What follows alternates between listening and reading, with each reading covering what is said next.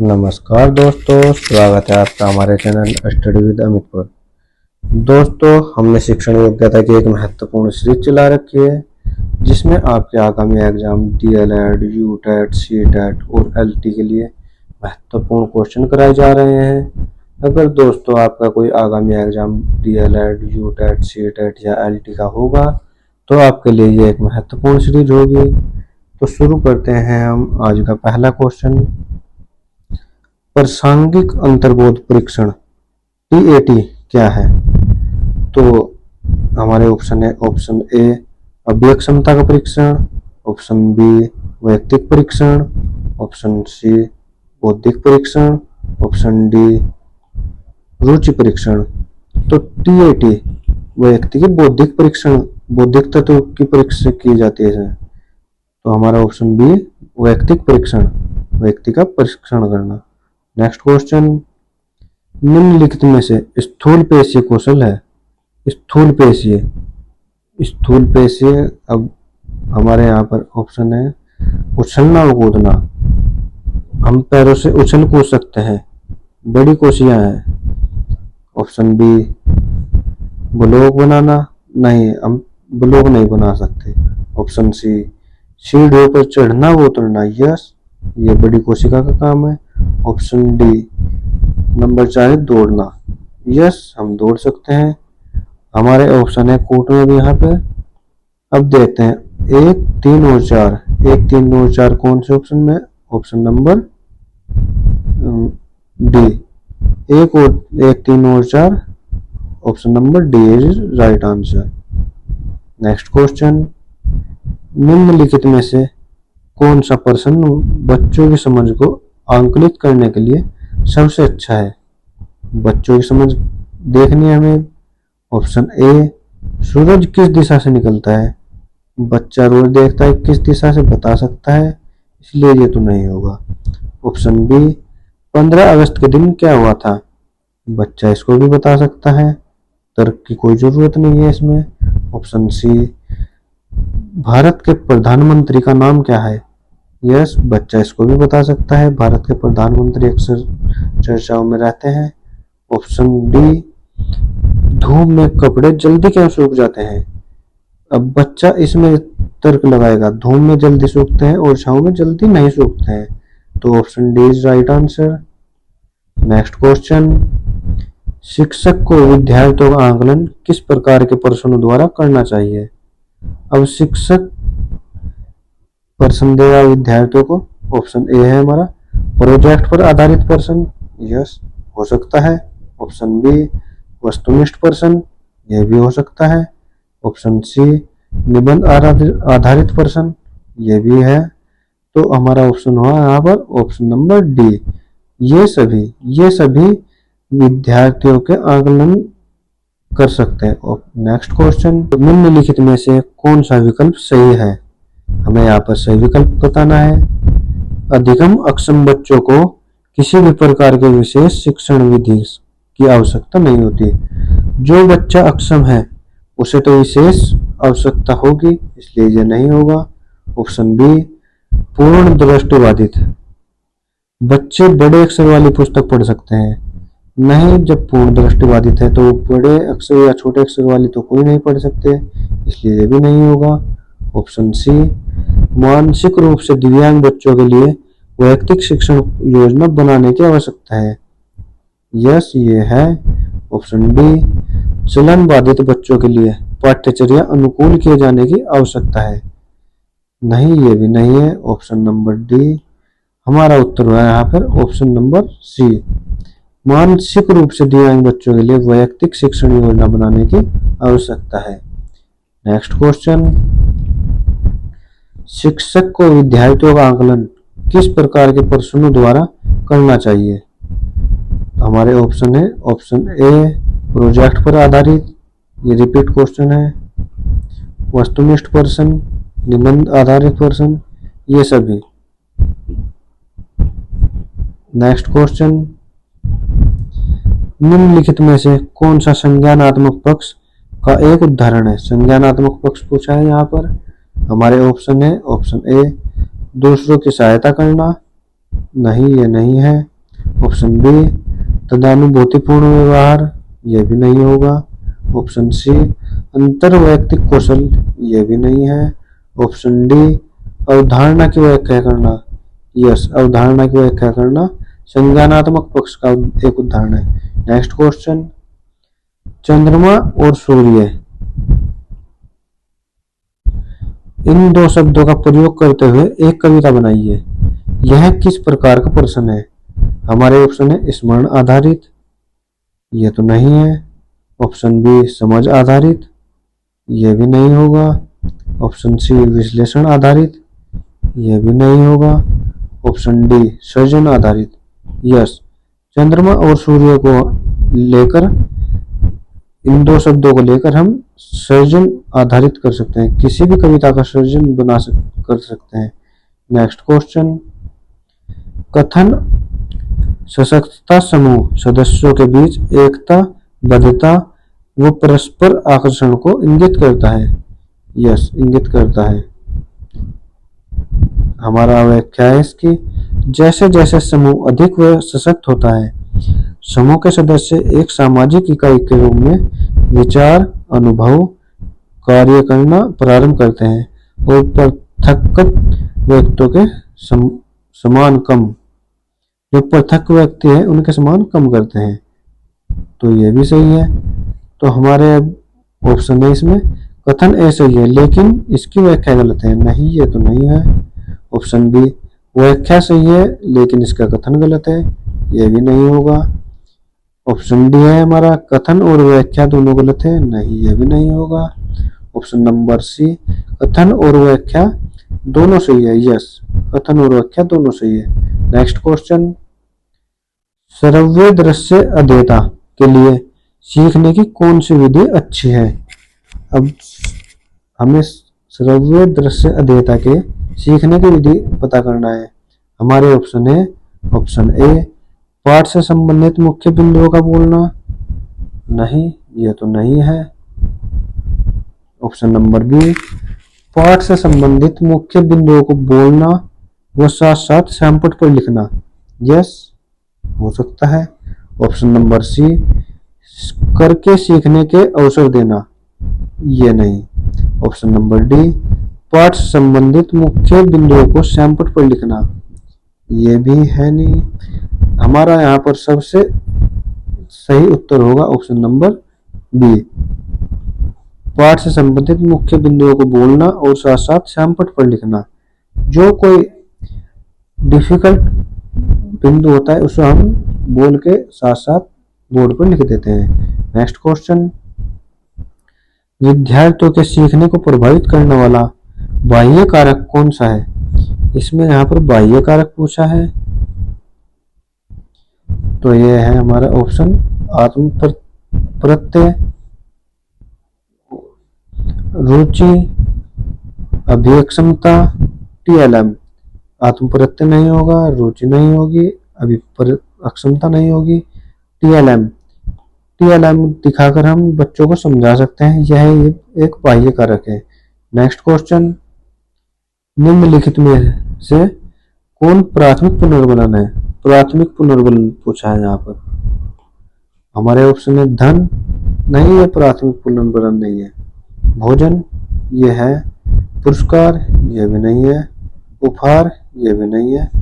तो हमारा उत्तर हुआ यहाँ पर ऑप्शन नंबर बी, भोजन। नेक्स्ट क्वेश्चन, अभ्यास का नियम किसके द्वारा दिया गया? हमारे ऑप्शन है यहाँ पर option number A Thorndike, option B Skinner, option B Pavlov, option C Tolman. तो अभ्यास का नियम थॉर्नडाइक के द्वारा दिया गया, इसलिए option number A is right answer. Next question, विशेष आवश्यकता वाले बच्चों के संदर्भ में अनुकूल है। यहाँ पर विशेष आवश्यकता वाले बच्चे पूछा है। ऑप्शन ए नियमित कक्षाओं में विशेष आवश्यकता वाले छात्रों को शिक्षा देना, ऐसा तो नहीं है। ऑप्शन नंबर बी सभी विद्यार्थियों की शिक्षा, जहां सभी विद्यार्थी सीखने की प्रक्रिया में समान भागीदार हो, ऐसा भी संभव नहीं है।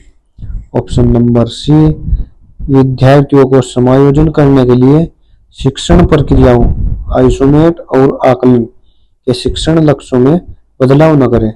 नहीं, बदलाव तो करने पड़ेंगे। ऑप्शन नंबर डी, विद्यार्थियों की आवश्यकताओं को समायोजित करने के लिए आकलन सामग्री, पाठ्यचर्या और कक्षा के वातावरण को समायोजित करना। Yes, option number D is right answer. Next question, विद्यार्थियों को पाठ्यक्रम के अंत में दी जाने वाली वार्षिक परीक्षा उदाहरण है। वार्षिक परीक्षा के बारे में पूछा गया है यहाँ पर। ऑप्शन नंबर ए आंकलन का, ऑप्शन बी मूल्यांकन का, ऑप्शन सी CCE का, ऑप्शन डी रचनात्मक आंकलन का। यहाँ पर वार्षिक आंकलन पूछा है, इसलिए ऑप्शन नंबर ए आंकलन का। नेक्स्ट क्वेश्चन, अभी अक्षमता है। ऑप्शन ए किसी कार्य को अच्छे से करने की विशिष्ट अक्षमता है। ऑप्शन बी किसी कार्य को करने की सामान्य अक्षमता है। सामान्य तो नहीं होगी, कोई भी कर सकता है। ऑप्शन सी यह एक प्रकार की रुचि है। नहीं, ये भी नहीं है। ऑप्शन डी यह सृजनात्मकता का भाग है। ये भी नहीं होगा। ऑप्शन नंबर ए किसी कार्य को अच्छे से करने की विशिष्ट अक्षमता है, यही है। Option A is right answer. Next question, Harvard gardener ने अवधारणा दी। हार्वर्ड गार्डनर एक वैज्ञानिक हुए हैं हमारे, इन्होंने जो अवधारणा दी उसको देखते हैं। ऑप्शन ए अभिक्षमता की, नहीं। ऑप्शन बी बहुबौद्धिकता की, ऑप्शन सी सामान्य बुद्धि की, ये भी नहीं है। ऑप्शन डी अभिरुचि की, ये भी नहीं है। Option B is right answer, बहुबौद्धिकता की। हार्वर्ड गार्डनर ने बहुबौद्धिकता की अवधारणा दी है। नेक्स्ट क्वेश्चन, प्रशस्त क्या है? हमारे ऑप्शन है, ऑप्शन ए विद्यालय हेतु दिव्यांगताओं की आकस्मिक जांच सूची, ऑप्शन बी विद्यार्थियों के अधिगम का आकलन करने हेतु, ऑप्शन सी दिव्यांग बच्चों की बुद्धि मापने हेतु मनोवैज्ञानिक परीक्षण, ऑप्शन डी दिव्यांग बच्चों के लिए आधारित संरचना हेतु दिशा निर्देश। तो हमारा ऑप्शन है ऑप्शन ए विद्यालय हेतु दिव्यांगताओं की आकस्मिक जांच सूची प्रशस्त कहलाता है। नेक्स्ट क्वेश्चन, NEP 2020 किस प्रकार की प्रगति कार्ड की अनुशंसा करती है? हमारे ऑप्शन है, ऑप्शन ए 180 डिग्री समग्र प्रगति कार्ड, ऑप्शन बी 360 डिग्री समग्र प्रगति कार्ड, ऑप्शन सी 90 डिग्री समग्र प्रगति कार्ड, ये भी नहीं होगा। ऑप्शन डी 270 डिग्री समग्र प्रगति कार्ड, ये भी नहीं होगा। Option B is right answer, 308 degree समग्र प्रगति कार्ड। बच्चे को चारों ओर से उसका बौद्धिक स्तर, सामाजिक स्तर का विकास करना, इसलिए ये 360 डिग्री समग्र प्रगति कार्ड कहलाता है। नेक्स्ट क्वेश्चन, रोहन आत्मसम्मान प्राप्त करने की ओर बढ़ता है। निम्नलिखित में से कौन सा विकल्प सही उक्त कथन के संदर्भ में सही है? हमारे ऑप्शन है, ऑप्शन ए आत्म सिद्धि स्तर के से एक पद आगे है। नहीं, अभी ये जब आत्मसम्मान की ओर बढ़ रहा है तो आगे कैसे होगा? ये सही नहीं है। वह आत्म सिद्धि स्तर से एक कदम पीछे है, हो सकता है। ऑप्शन सी वह मौसलों के आवश्यकता पदानुक्रम में निम्न स्तर पर है। नहीं, ऐसा नहीं है। ऑप्शन डी वह मौसलों के आवश्यकता पदानुक्रम के दूसरे स्तर पर है। नहीं, ऐसा भी नहीं है। तो हमारा उत्तर होगा ऑप्शन नंबर बी, वह आत्मसिद्धि स्तर से एक कदम पीछे है। नेक्स्ट क्वेश्चन, माता पिता से वंशानुगत रूप से प्राप्त जीन के कारण होने वाले विकास जैसे लंबाई, वजन, मस्तिष्क, हृदय एवं फेफड़ों का विकास इत्यादि, ये सभी भूमिका को इंगित करते हैं। हमारे ऑप्शन है, ऑप्शन ए संज्ञानात्मक प्रक्रियाओं की, ऑप्शन बी संवेगात्मक प्रक्रियाओं की, ऑप्शन सी सामाजिक प्रक्रियाओं की, ऑप्शन डी जैविक प्रक्रियाओं की। तो इसमें हमारा ऑप्शन हुआ ऑप्शन नंबर डी, जैविक प्रक्रियाओं की। नेक्स्ट क्वेश्चन, यदि एक बच्चा शिक्षक द्वारा दिए गए प्रश्न उत्तर याद करता है और स्पष्ट लिखता है, तब उसकी माँ उसे टॉफी देती है, यह दर्शाता है कि बच्चा, हमारे ऑप्शन है आंतरिक रूप से अभिप्रेरित है, नहीं ऐसा तो नहीं है। बाह्य रूप से अभिप्रेरित है, हो सकता है। ऑप्शन नंबर सी, आंतरिक रूप से सीखने के प्रति सकारात्मक है, नहीं ऐसा भी नहीं लगता। ऑप्शन नंबर डी, सीखने के प्रति निराशात्मक है, ऐसा भी नहीं है। इसलिए हमारा ऑप्शन हुआ ऑप्शन नंबर बी सही, बाह्य रूप से विपरीत है। जब बच्चे की माँ टॉफी बच्चों को कब देती है, जब वह टीचर द्वारा दिए गए प्रश्न उत्तर याद करता है और स्पष्ट लिखता है, इसलिए वह बच्चा बाह्य रूप से अभिप्रेरित है। नेक्स्ट क्वेश्चन, डिस्कैलकुलिया एक प्रकार की अधिगम अक्षमता है जिसका संबंध है। ऑप्शन ए, पढ़ने की समस्या से, ऐसा तो नहीं है। ऑप्शन बी, लिखने की समस्या से, यह भी नहीं होगा। ऑप्शन सी, गणना की समस्या से। ऑप्शन डी, ध्यान देने की समस्या से, ऐसा भी नहीं है। तो option number C is right answer, गणना की समस्या से। दोस्तों, डिस्कैलकुलिया का एक, जैसे डिस्कैलकुलिया से हम बोल सकते हैं कैलकुलेटर। कैलकुलेटर गणना के काम होता है, इसलिए गणना की समस्या। नेक्स्ट क्वेश्चन, ब्लूप्रिंट एक त्रिआयामी चार्ट है जिसमें अधिभार दिया जाता है।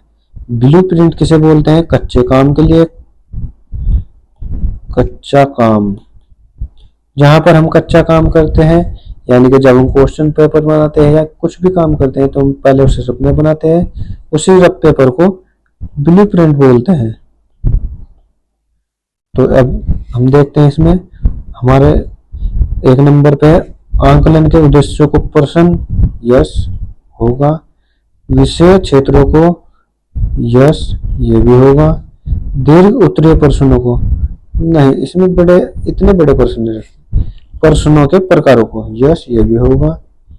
तो इसमें हमारे ऑप्शन में 1, 2 और 4, 1, 2 और 4 सही है। हम देखते हैं कोट में 1, 2, 3, 4, नहीं इसमें 3 है। 1, 2, 3 ये भी नहीं होगा। 1, 2, 4, 1, 2, 3, 4, यस हमारा उत्तर हुआ ऑप्शन नंबर सी, 1, 2 और 4। नेक्स्ट क्वेश्चन, निम्नलिखित में से कौन पोर्टफोलियो के अंग है? पोर्टफोलियो के अंग, प्रोजेक्ट, यस प्रोजेक्ट है। सृजनात्मक लेखन, यस ये भी है। क्राफ्ट वर्क, ये भी है। हमारा ऑप्शन है option D is right answer, portfolio के ये सभी अंग है। नेक्स्ट क्वेश्चन, सहयोग प्रतिस्पर्धा को प्रभावित करने वाले कारक हैं। तो हमारा ऑप्शन है ऑप्शन ए, पुरस्कार संरचना, यस। ऑप्शन बी, पारस्परिक संप्रेषण, ये भी है। ऑप्शन सी, पारस्परिकता, ये भी है। तो हमारा ऑप्शन अब 1, 2, 3, 1, 2, 3 ऑप्शन ए में ही है, तो A is right answer. Next question, gender क्या है? ऑप्शन ए, पुरुष का होने वाला जैविक आयाम, नहीं जैविक आयाम नहीं होता, सामाजिक आयाम होता है। ऑप्शन बी, महिला का जैविक आयाम, ये भी नहीं होगा। ऑप्शन सी, पुरुष या महिला का मनोवैज्ञानिक और सामाजिक सांस्कृतिक आयाम, यस। नेक्स्ट डी, पुरुष या महिला का होने का जैविक आयाम, नहीं जैविक नहीं सामाजिक, इसलिए C is right answer. Next question, निम्नलिखित में से बच्चों के सामाजिक विकास को प्रभावित करने वाला कारक है। ऑप्शन ए, माता पिता, यस माता पिता सामाजिक विकास को प्रभावित करता है। ऑप्शन बी, विद्यालय, विद्यालय भी बच्चों के सामाजिक विकास को प्रभावित करता है। ऑप्शन सी, ए और बी दोनों, यस। ऑप्शन डी, गुणसूत्र, नहीं गुणसूत्र नहीं होगा। ऑप्शन सी ए और बी दोनों। नेक्स्ट, क्रिया प्रसूत अनुबंधन किसके द्वारा दिया गया है? क्रिया प्रसूत अनुबंधन किसके द्वारा दिया गया है? Option A Thorndike, option B Pavlov, option C Skinner, option D Tolman. तो हमारा उत्तर है यहाँ पर option number C Skinner. Next question, निम्नलिखित में से कौन सा कथन विकास के संदर्भ में सत्य है? हमारे ऑप्शन है यहाँ पर ऑप्शन नंबर पॉइंट नंबर 1, विकास जीवन पर्यंत चलने वाली प्रक्रिया है। यस, विकास जीवन पर्यंत चलता है। ऑप्शन बी, विकास के कुछ आयामों या घटकों में वृद्धि हो सकती है जबकि कुछ में ह्रास का प्रदर्शन करते हैं। यस, ये भी सही है। ऑप्शन नंबर पॉइंट नंबर 3, शारीरिक अंगों अथवा संपूर्ण जीव की बढ़ोतरी का विकास कहते हैं। ऐसा नहीं हो। पॉइंट नंबर 4, विकास का मापन अथवा मात्राकरण किया जा सकता है। यह भी नहीं है। तो इसमें हमारे सही हुए 1 और 2, 1 और 2। तो इसमें हमारा ऑप्शन हुआ उत्तर ए। नेक्स्ट क्वेश्चन, निम्नलिखित में से सृजनवाद का सिद्धांत है। हमारे ऑप्शन है ऑप्शन ए, सीखने में शिक्षक की भूमिका महत्वपूर्ण है। ऑप्शन बी, ज्ञान का सृजन नहीं किया जा सकता। नहीं, ये भी नहीं है, शिक्षक की महत्वपूर्ण नहीं है। ऑप्शन सी, बच्चे अपने ज्ञान का सृजन स्वयं करते हैं। ऑप्शन डी, सीखने की प्रक्रिया में शिक्षक को बच्चों को रटने के लिए प्रेरित करना चाहिए। ऐसा भी नहीं है। Option number C is right answer. बच्चे अपने ज्ञान का स्वयं सृजन करते हैं। जब किसी काम को करते हैं तो दोबारा उसको सीख जाते हैं।